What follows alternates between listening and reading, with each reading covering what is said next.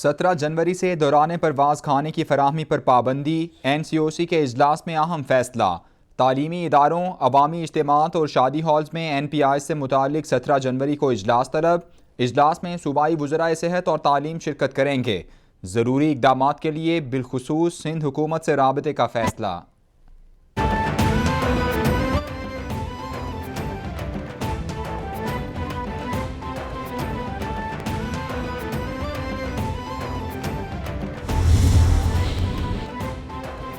Omicron variant फैलाव के बावजूद सिंध में तालीमी सरगर्मियां जारी रहेंगी। जो सरकारी अफसर मास्क नहीं पहनेगा उसे जुर्माना किया जाएगा। वज़ीर आला सिंध की ज़ेर सदारत कोरोना टास्क फोर्स के इजलास में फैसला। शादी की तकरीबात में खाना बॉक्स में देने की हिदायत। मार्केट्स में वैक्सीनेटेड अफराद को दाखिले की इजाज़त होगी। सिंध में वैक्सीनेशन मुहिम को तेज़ करने का फैसला।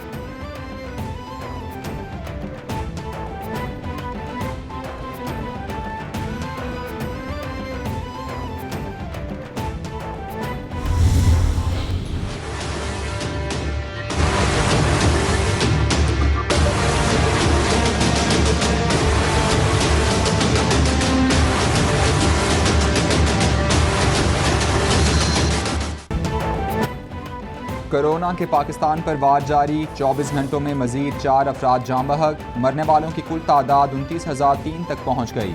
मुतासर अफराद 13,20,120 हो गए।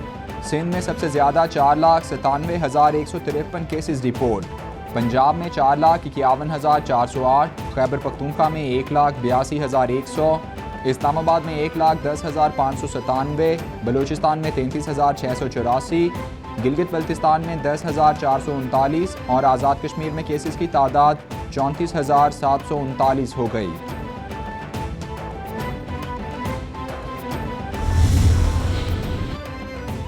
सदर ममलकत डॉक्टर आरिफ अलवी ने फाइनेंस बिल 2022 की मंजूरी दे दी। सदर ममलकत ने आइन के आर्टिकल 75 के तहत मंजूरी दी। फाइनेंस बिल 13 जनवरी को कौमी असम्बली से पास किया गया था।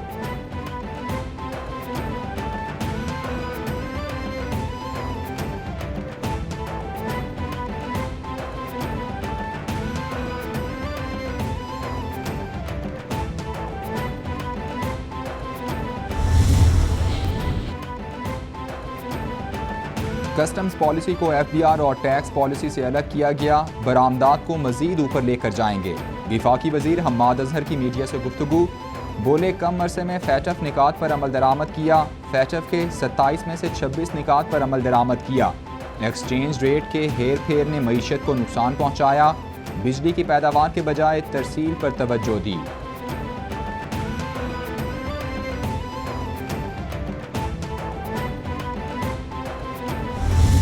मैं आज ऐलान कर रहा हूं बेबी जरदारी 27 तारीख को मैं गोटकी से मार्च कर रहा हूं कराची तक। लेक्चर दे रहा है खड़ा होके वहां पे हमें जमहूरियत के। तुम पहले इंसानियत तो सीख लो, बाद में जमहूरियत सीखोगे। एक बड़ी माफिया जिसका गॉडफादर आसिफ जरदारी है, ये उसके अकाउंटेंट है। विफाकी वजीर अली जैदी का 27 फरवरी को घोटकी से कराची तक मार्च का ऐलान। कहते हैं हमें जमहूरियत का लेक्चर देने वाले इंसानियत का सबक सीख लें। आसिफ जरदारी माफियाज के गॉडफादर हैं। सिंध बल्दियाती कानून पर असेंबली में कभी बहस नहीं हुई। विफाक में इनको बहुत सी कमेटियों की चेयरमैनशिप दी। पीपल्स पार्टी जमहूरियत की सबसे बड़ी डाकू है।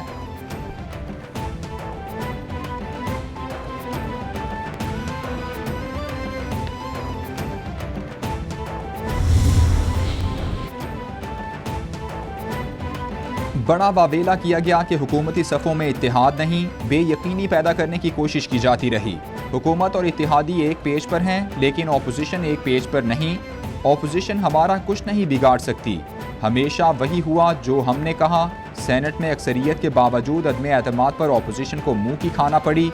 विफाकी वजीर गुलाम सरवर की मीडिया से गुफ्तगू।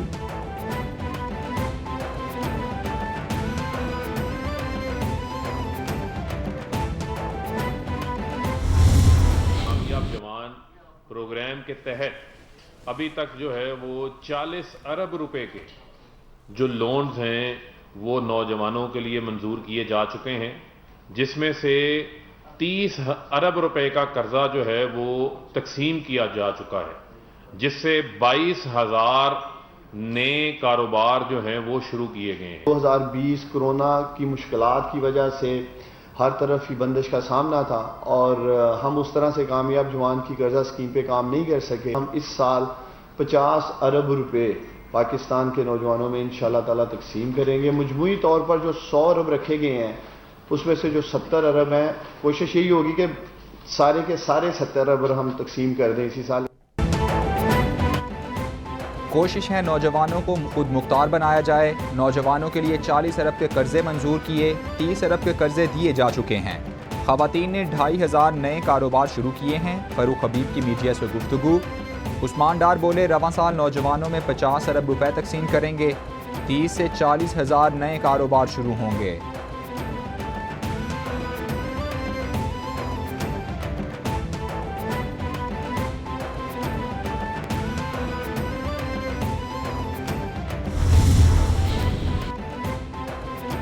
स्टेट बैंक की खुद मुख्तारी दाव पर लगा दी गई है। बिल के बाद स्टेट बैंक हुकूमत को जवाबदेह नहीं होगा।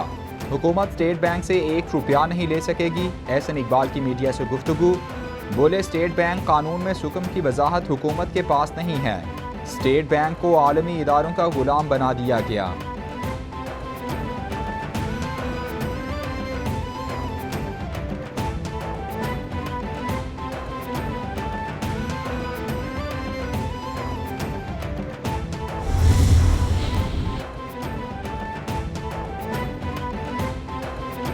विफाक के पास सलाहियत नहीं तो सुई सदरन गैस कंपनी हमारे हवाले करें। हम्माद अजहर साहिब, हम गैस की पैदावार और दुरुस्त तकसीम करके दिखा सकते हैं। गैस पैदा करने के बावजूद हक से महरूम किया जा रहा है। आर्टिकल 158 के मुताबिक ज्यादती की जा रही है। वजीर तवानाई सिंध इम्तियाज शेख का विफाकी वजीर हम्माद अजहर को खत।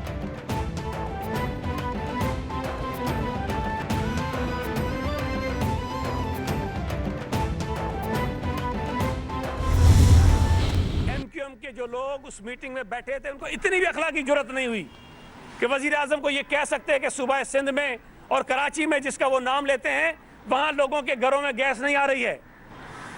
सूबा सिंध जितनी गैस पैदा करता है हमारी जरूरत से वो ज्यादा है और बदकिस्मती ये है कि जरूरत से ज्यादा गैस तो एक तरफ, हमें अपने घरों में चूल्हे जलाने के लिए जितनी गैस की जरूरत है वो गैस हमें नहीं मिल रही। सूबाई वज़ीर इत्तलात व मेहनत सईद गनी कहते हैं यूरिया दस्तियाब ना होने से गंदम का बहरान पैदा होगा। चीनी की कीमतें रोज़ बरोज़ बढ़ रही हैं।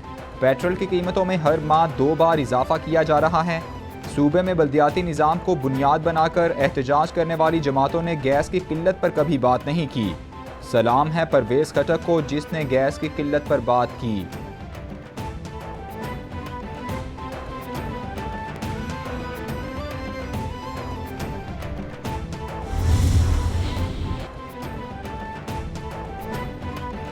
सिंध में बल्दियाती तरमीमी बिल के खिलाफ सिंध की अपोजिशन का एहतजाज। हलीम आदिल शेख कहते हैं सिंध के हुक्मरान माफियाज हैं। कानून ही नहीं सिंध के हुक्मरानों का मुंह भी काला है। सिंध की गंदम खाने वाले चूहों को पकड़ने के लिए पिंजरे लगा लिए हैं। ख्वाजा इजहारुल हसन बोले हमारा एहतजाज किसी की जायदाद बचाने के लिए नहीं, जुल्म और जबर का निज़ाम नहीं चलने देंगे।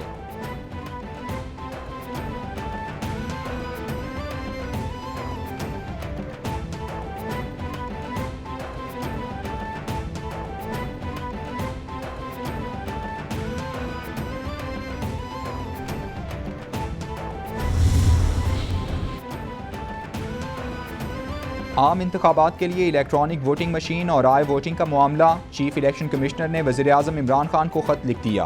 ख़त के मुताबिक इंतखाबी अमल में टेक्नोलॉजी के इस्तेमाल के लिए इक़दामात उठाए जा रहे हैं। चीफ इलेक्शन कमिश्नर ने प्रोजेक्ट मैनेजमेंट यूनिट बनाने के लिए जगह और इमारत मांग ली। 4 मुख्तलिफ इमारतों की तजावीज़ भी ख़त में भिजवा दी गई हैं।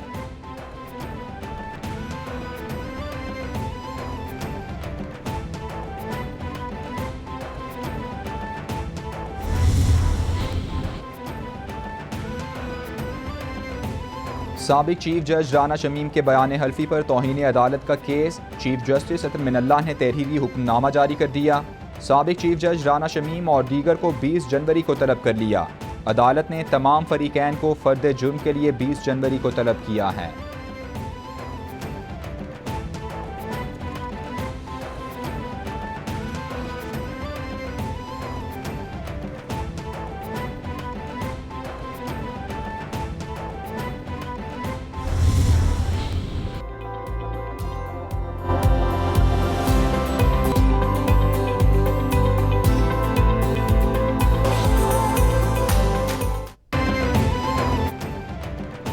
और 18 जनवरी से लाहौर समेत पंजाब के दीगर शहरों में बारिशों की पेशगोई।